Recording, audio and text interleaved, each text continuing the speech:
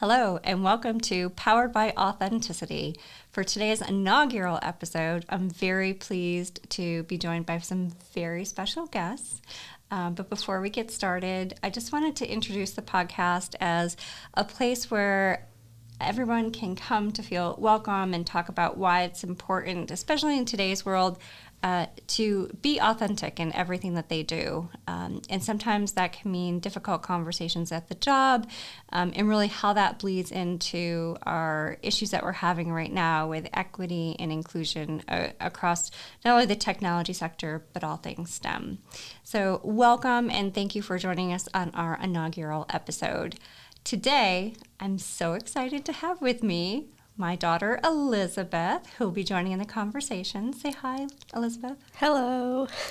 And producing, I have my son, Ken. Say hello, Ken. Hello. All right, Ken's going to be responsible for adding in appropriate applause and comic relief where required. He's reaching for the button now to play a laugh track or something. He's got to remember what button is what. I should also mention, because we are an authentic, fun family, there's no editing here, so whatever you say is out there for life. All right, first, Elizabeth, would you like to introduce yourself? Hi, I'm Elizabeth. I'm a senior in high school, going off to college very, very soon. And that means you're leaving me home alone with your father? Yeah, have fun. Thanks. And where are you headed after high school? Going to be a teacher. Mm-hmm. Have you been accepted to a college yet? Yep. Where are we going? You're not going to say? I'm not going to say. Okay, fair enough. Fair enough. So I want to start, Elizabeth, by asking a question. What does the word authenticity or being authentic mean to you?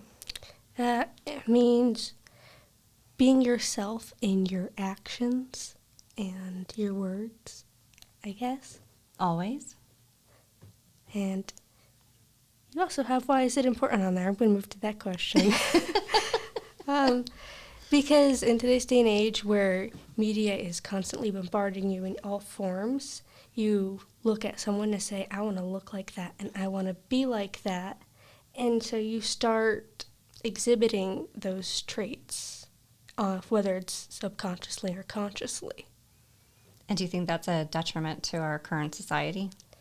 I think it can be good, but I also think it can be bad. In what ways do you think it's good? Well, if someone's exhibiting the right traits on media, then if you start exhibiting them as well, it's a good thing. Like kindness and compassion and acceptance. Right. And what are some bad ways that you've seen recently about people trying to mimic others and not being true to themselves? Well, there's like the obvious of like racism and sexism, but I'm extremely awkward, I'm sorry. No, it's just like there's the obvious things that you can show that are bad. I don't know.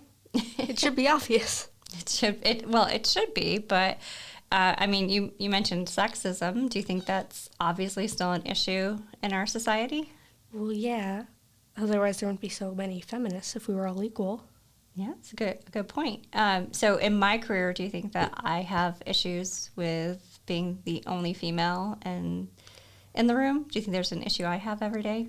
I think to a point, yeah, because you're in IT and technology, so you're probably the only woman in the room a lot of the time.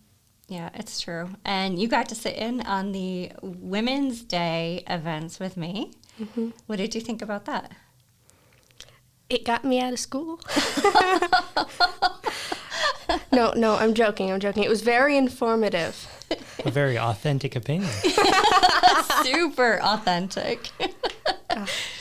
Well, how about, what are you doing in school about it? So in schools right now, we're seeing girls tend to gear away from the STEM field about middle school, where they think it's no longer cool, or they think that there's some sort of negative connotation with moving towards the sciences and tech. What do you think is happening in schools right now?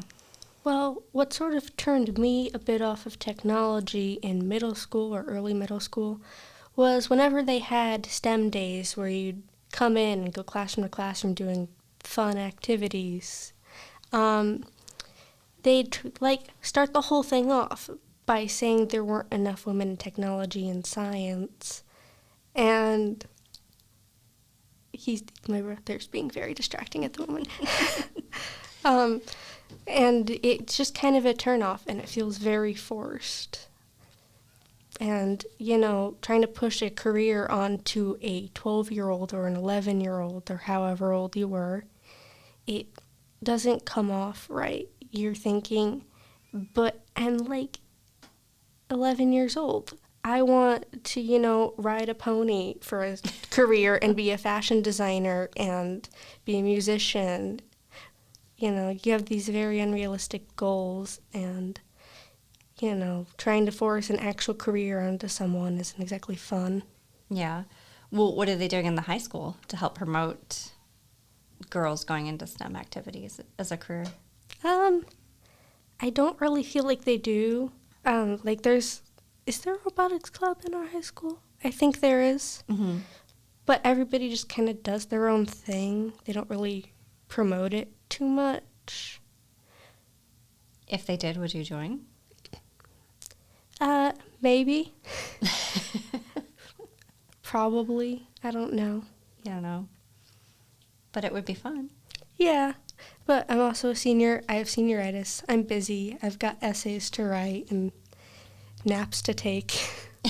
So when we visited all of the colleges recently, a lot of them have mentioned also going into STEM and some grants available and scholarships. Do you think you would join any of the clubs once you get into the colleges to see what's out there too? Oh yeah, most definitely. I think after I get out of high school, my first year or two of college is going to be a lot about exploration and seeing what I enjoy outside of my career, finding new hobbies and passions. Yeah. What else are you looking forward to at college? Ooh, ice skating. I really want to learn how to ice skate properly, and they have classes and free skates. Very fun. What about Producer Ken? What is Producer Ken's thought on the word authenticity in the workplace? Because you've been in the workplace for a while now. So what's a male's perspective? Oh, good question. I didn't come in here with notes. I would say always delivering, not necessarily just your opinion, but your work in a way that reflects yourself. And, in my field, which is more accounting driven, it's very numbers oriented. So there's usually right and wrong. So, authentic is, your correct information in that case. So it's very different from perspective that I have, I guess. Yeah, that's true. Way different career. But what do you think? Do you know what FOMO is, Elizabeth? It sounds familiar. I can't remember what it is. Fear. Ooh, I got this one. Go ahead, Producer Ken. Fear of missing out. Oh, Fear. yeah, that. And that's probably why a lot of people are no longer authentic, because they're afraid if they, don't morph their personalities or their perspective, they're not going to be able to be with the cool kids. What do you think about that? Do you ever fear that you're missing out on something because you're not being true to yourself? Because you, honestly, for those listening, my daughter is probably one of the most authentic, realistic, brutally honest individuals that walks the face of this earth, which is a fantastic thing. So do you see girls at school or even guys at school who have this fear of missing out type of personality? Well, we both know I don't talk to that many people at school, maybe 3 people. Yeah, I feel like you do see it a lot. There are people that seem to not have as many friends as others. It's actually a lot better in the public school I've been to than in the private. Because in the private, you were either one of the really popular people or you were one of the not popular people. And there was really not too much gray area there. It was strange. That's interesting that that was more prevalent in the private schools. At least from my experience. Yeah. I wonder if that's true across all. Mm. So what did your school do to celebrate International Women's Day and Women's History Month? Do you remember hearing what they did? I didn't hear what they did, as I wasn't there, but occasionally you'll have a teacher, bring up one important, woman for History Month and, talk about what she did. I can't remember which one it was. Mm-hmm. But, yeah, my English teacher every day will, not every day, but whenever there's an important month or day or something, will bring up an important person of that time, and a lot of the time he picks a woman just to show how much of an impact on society they have. And did they ever highlight anybody who was a female in the STEM as a highlight? STEM careers? Probably. I'll be perfectly honest, I don't remember a lot of that. I'm usually too busy trying to get ahead of the work. Or take a nap? Not in class. No, I don't sleep in class. I don't know about that. All right, so when you go off to college, do you think your perspective on being authentic is going to change? No, I don't think so. I mean, it hasn't changed at all since as long as I can remember.